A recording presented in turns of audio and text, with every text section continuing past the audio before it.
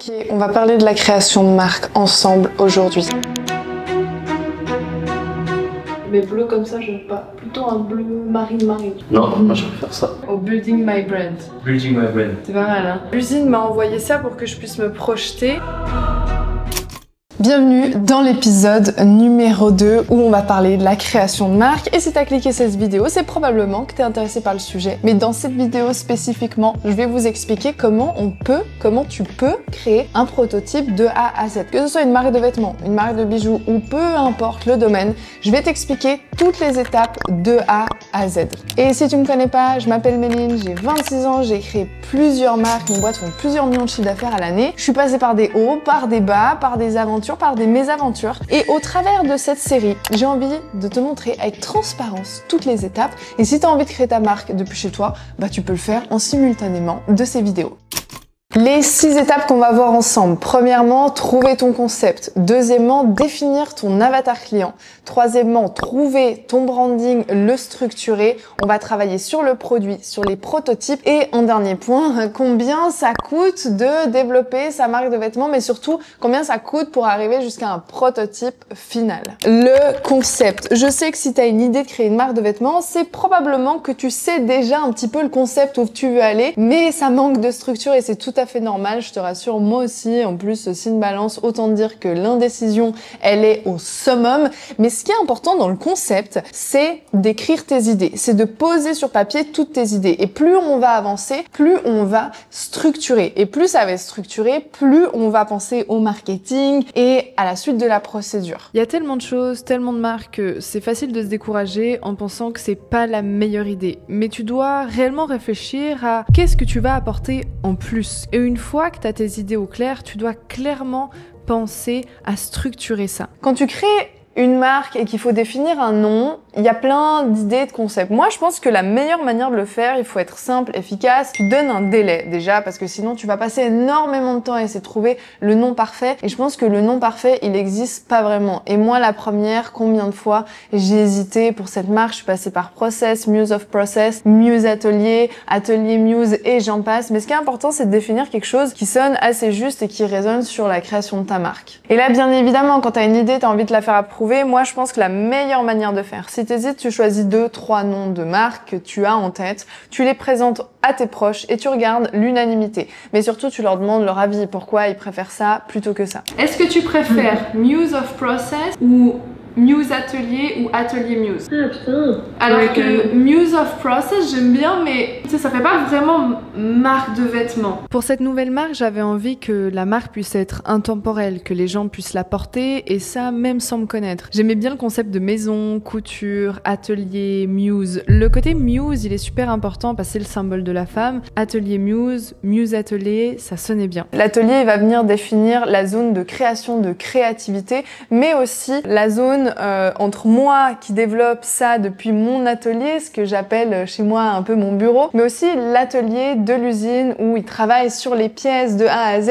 Et pour moi, c'est important de vraiment mettre en avant le travail humain qu'il y a derrière chaque pièce. Et la Muse, elle était déjà en idée sur le nom précédent, mais c'est simplement l'icône d'une femme qui inspire, d'une femme qui est créative, une femme qui inspire peut-être ses propres créations. Et là, j'ai commencé à faire des moodboards, à faire mes recherches et à aussi trouver une designer. J'ai fait un appel, j'ai validé le devis et on a commencé à bosser ensemble. Une fois qu'on a bien défini son concept et structuré, on a trouvé le nom, on passe directement à l'avatar client parce que c'est une des choses les plus importantes et souvent vraiment négligées. Quand on crée une marque, on oublie pourquoi les gens tombent amoureux de leurs produits et pas de leurs clients. Et réellement, je t'assure que c'est une grosse erreur à faire quand tu passes trop de temps à développer ton produit parfait. Et c'est souvent le cas, par exemple, si tu es artisan ou que tu as déjà une marque, tu as mis énormément de temps dessus mais que tu n'arrives pas à vendre ou du moins pas assez, bah c'est probablement que tu as négligé un petit peu ton avatar client. Ce qui est aussi important avec ton avatar client, c'est bien de le définir pour comprendre à qui on va vendre, quels sont ses besoins, quelles sont ses envies, qui il est, est-ce que c'est les hommes, les femmes, de quel âge,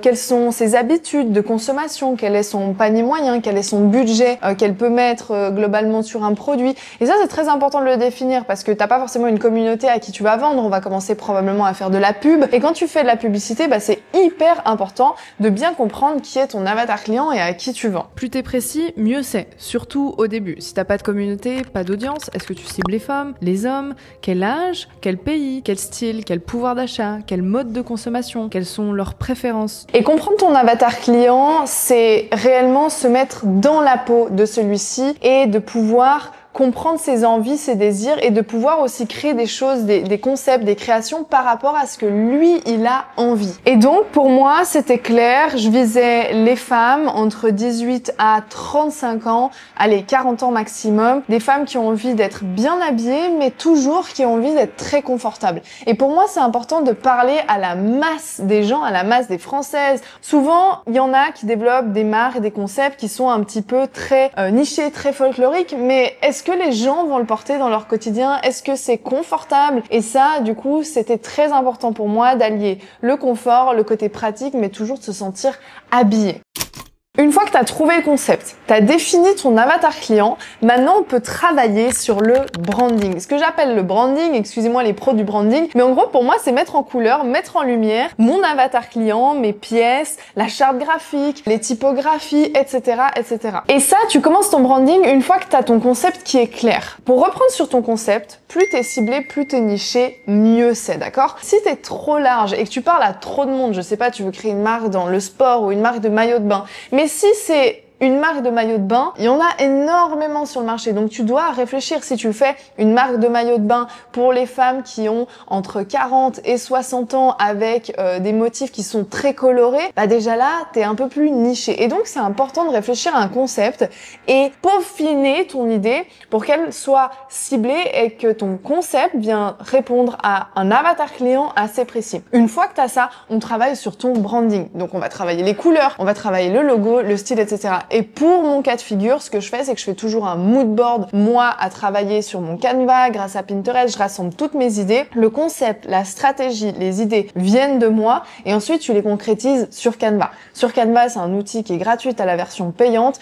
ou autrement, tu fais appel à une designer et pour le coup, c'est ce que moi, je fais aujourd'hui. J'ai l'opportunité d'investir dans mes projets, d'investir dans mes marques et donc, je fais appel directement à une designer qui va me faire le logo, la charte et peaufiner un petit peu les idées que j'ai déjà mis. Mais la réalité, c'est que tu peux le faire toi avec Canva au début et en plus avec zéro investissement. Quand je suis passée avec la designer, je lui ai donc expliqué les concepts que j'aimais, les choses que j'aimais pas aussi. Et on a donc réfléchi au logo, à la typographie, les couleurs, les styles, les textures. Et la réalité, c'est qu'il y a tellement de choses possibles et inimaginables. Et donc, c'est important de mettre au clair. Bah, c'est le côté qu'on kiffe, c'est le côté qui est trop bien parce que c'est créatif, tu fais ton mood board, t'imagines des concepts, t'imagines tes couleurs, etc. Mais la réalité, c'est que créer une marque de vêtements, c'est pas que faire des mood boards et il y a un moment où on va devoir parler stratégie les gars et puis faire des choses différentes. Un branding qui est fort, une identité qui est prononcée et qui est propre à toi, c'est tellement important parce que c'est ça qui va te définir du reste, c'est ça qui va te définir du lot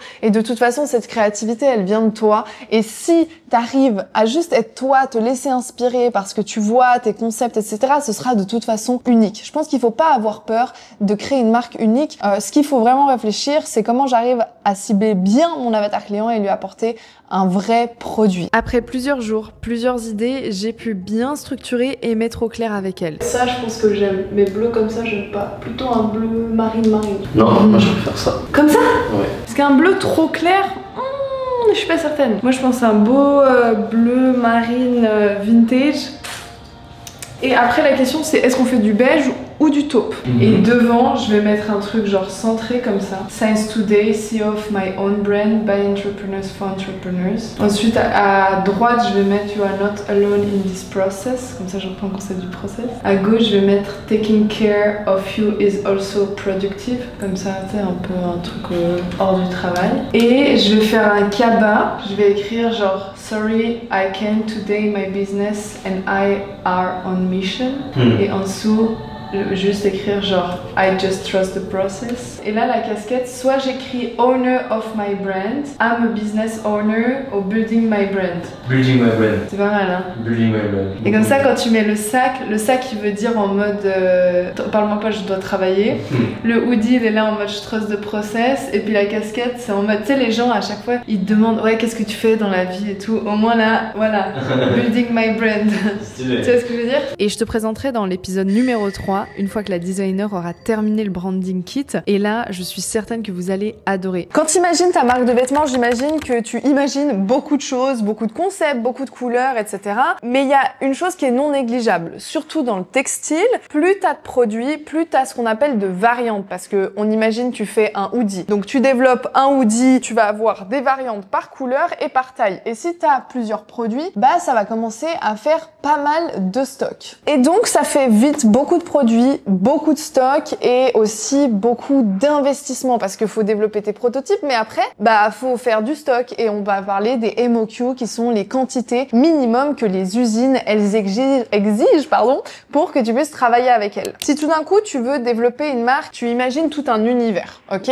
Tu vas te projeter sur une collection. Tu vas te dire par exemple comme moi j'ai eu dans ce cas de figure, la collection il y a un hoodie, un jogging, un short, des t-shirts, casquettes et un cabas. Ça c'est la collection, d'accord? C'est l'objectif, c'est le cap, c'est où je veux aller. Mais bien évidemment, on va commencer par quelque part. Et ce quelque part, il va être tout simple. On va commencer par travailler par un produit de cette collection et le produit que je vais développer, ça va être le best-seller, c'est-à-dire le produit qui se vendra le plus. Donc ce que j'ai décidé de faire, c'est de commencer par le hoodie, tout simplement. Et après, une fois que le hoodie sera là, que j'aurai commencé à vendre, l'argent que je vais récolter des ventes, je vais simplement les réinvestir dans ma boîte et pouvoir développer d'autres prototypes. Je pourrais développer une collection déjà de A à Z, mais c'est toujours mieux de réfléchir assez stratégique et assez structuré dans ton money management. Et vous en faites pas parce qu'on va parler d'argent plus tard. Et on réfléchit à une collection globale qu'on aimerait faire et savoir exactement où on va. Et la première collection, pour moi, elle est claire. On allie confort, mes styles et du coup Coffee in a Street.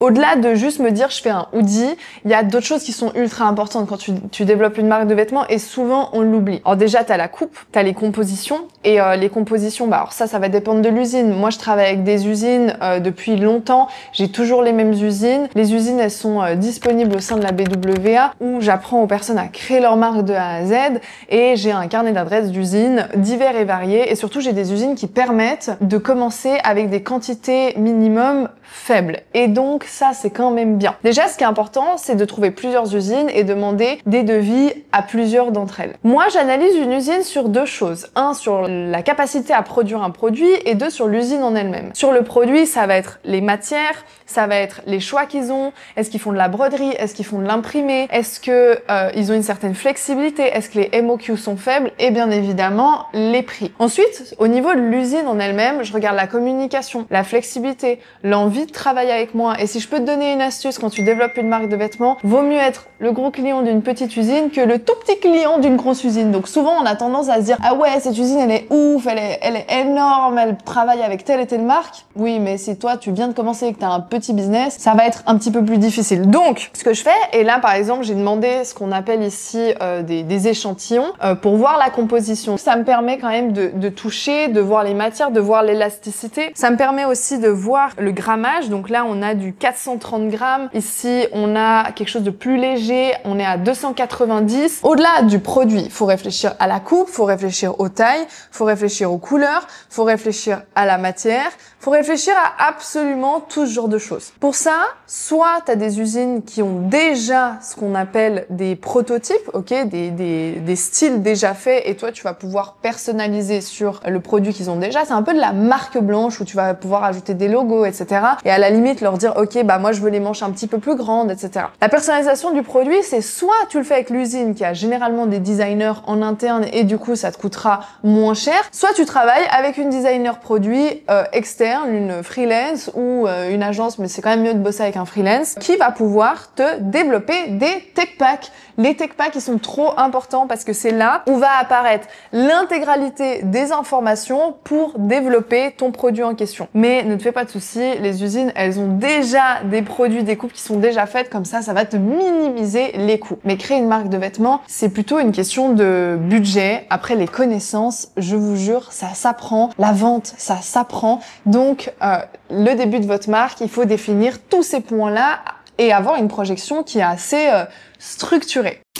Le 5e point de cette aventure, ça va être ton prototype. Ici, j'ai reçu 2 prototypes, ok? 2 prototypes différents parce que j'en développe 2 différents pour 2 choses différentes. Un pour la BWA que je suis en train de refaire et un autre pour Muse Atelier qu'on développe ensemble. Les prototypes, les amis, c'est souvent la surprise. Bon, déjà, première question, combien de temps ça prend? Moi, avec l'usine avec laquelle je bosse, j'ai de la chance. Ils sont très réactifs. En 2 semaines, ils conçoivent un prototype. La moyenne des usines que vous allez trouver en France, au Portugal, il faut compter 4 semaines, je pense, en moyenne, plus après, ils vous l'expédient. Là, moi, en 2 semaines, j'ai le prototype. Ils envoient par DHL. En 2-3 jours derrière, j'ai le prototype. Ou autrement, moi, je vais directement en Chine pour voir les choses sur place. Une fois que tu as reçu ton prototype, les galères commencent. Non, je rigole. Soit tu fais un appel directement avec les designers de l'usine, ok? Tu te mets directement en appel visio avec eux. Ou moi, par exemple, j'ai fait directement un appel avec Lucie où je teste le produit, je lui dis tous les retours, ce que j'aime pas, ce qu'on aimerait modifier. Et après, dans le prototype, on fait une V2, donc une version 2 où on va retravailler le tech pack avant de l'envoyer à l'usine et demander une deuxième version de prototype. Donc je fais un appel avec la designer et là c'est vraiment le moment où on doit réfléchir, retravailler la coupe, le capuchon, les étiquettes, les manches, ajuster un petit peu tous les derniers détails. La capuche, je sais pas comment dire, tu vois, ça monte, c'est bizarre. Ouais, il faudrait qu'elle soit moins une forme vraiment droite comme ça. Et c'est aussi le fait de toute façon, vu qu'elle est trop petite, elle se pose pas bien, tu vois. Elle se pose pas, ouais. Peut-être un peu plus large ici et je pense qu'il faudrait décaler de toute façon ta ligne d'épaule pareil. Ouais, oui.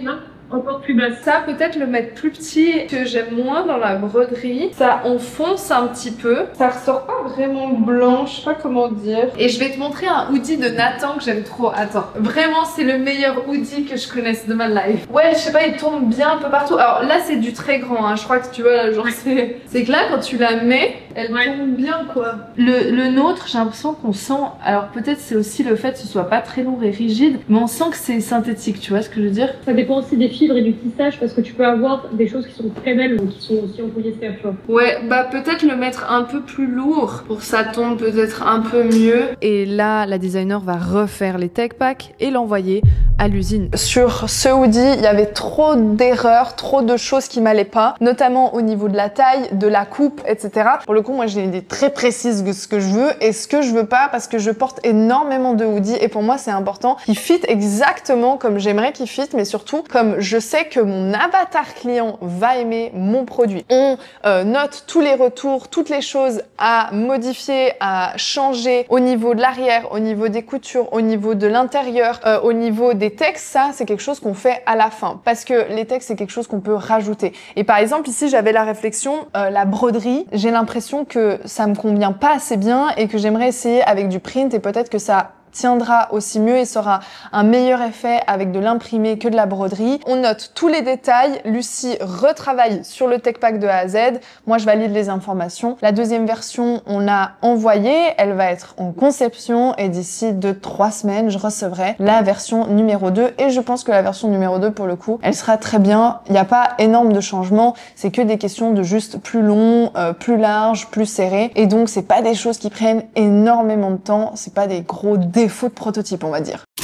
Maintenant les amis, on va parler de la 6e chose et je pense qui t'intéresse, ça va être le budget, combien on paye des prototypes. Au niveau des épisodes que je vais te montrer, je vais à chaque fois te dire par chaque partie combien je dépense d'argent pour développer tout ça et combien ça te coûterait. Moi je travaille avec des personnes où j'externalise, je t'ai dit au niveau du branding, au niveau des design produits. Maintenant on va faire comme si toi tu commences de zéro et que t'as pas de budget à débourser pour payer des externes. Tout ce qui est du concept, de l'avatar client et j'en passe, tout ça c'est de la réflexion et bien évidemment c'est de l'apprentissage. Donc tu dois apprendre à le faire, tu dois apprendre à connaître tout ça pour pouvoir faire du marketing et vendre derrière. Maintenant sur le développement en soi du produit. Quand tu commences, tu vas utiliser un outil qui s'appelle Canva. Canva, tu vas le payer 20 € par mois, il me semble, tu as une version gratuite, mais quand même, pour le coup, là, je te recommande d'investir dans Canva et d'avoir une version qui est payante. Ensuite, au niveau de l'usine. L'usine avec qui je travaille peut commencer à faire un produit à partir de 100 unités. Quand je parle de 100 unités, donc 100 MOQ, c'est 100 MOQ par couleur, en effet.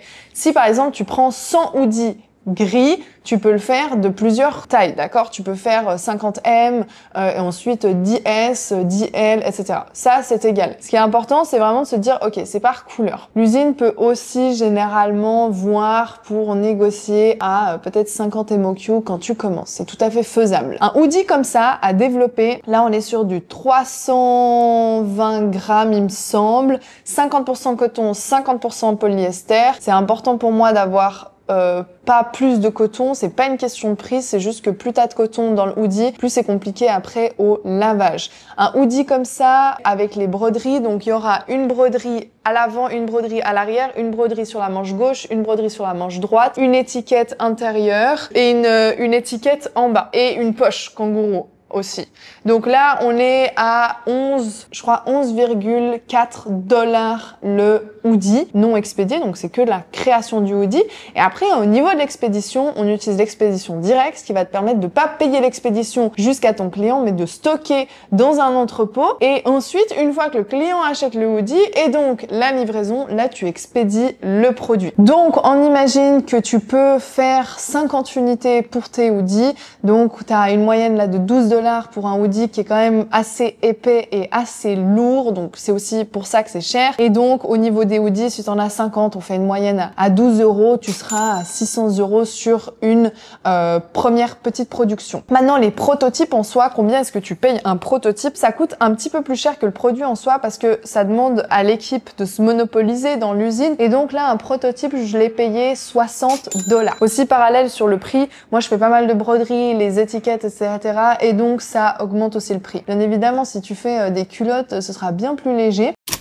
La réalité, c'est que le souci, c'est même pas tant de créer un produit et d'investir dans son stock, parce que quand tu sais vendre, quand t'as appris à vendre, quand tu sais faire du marketing en soi, bah t'as pas peur d'investir dans ton stock, parce que t'investis dans ton stock, tu le vends, tu fais du bénéfice et tu réinvestis dans ta marque. Et donc, le plus important, c'est vraiment comprendre comment vendre, comprendre le processus de vente et de pouvoir l'appliquer sur ton produit et ta création de marque. Et que tu aies ta propre marque, que tu aies déjà une marque active, que tu sois un artisan ou peu importe, ou que tu partes de zéro, que tu n'as pas de connaissances particulières, pas de connaissances en informatique, peu importe, tu peux appliquer toutes ces étapes. J'ai fait une vidéo 100% gratuite juste en dessous où je te montre mon process, l'expédition directe, le marketing et comment finalement j'en suis arrivée là aujourd'hui, et donc je te laisse la vidéo juste en dessous. Je pense que vous avez toutes les informations nécessaires sur la création d'un prototype. J'espère que cet épisode 2 vous aura plu. Muse Atelier est en travaux et en travail très dur, donc on se retrouve ensemble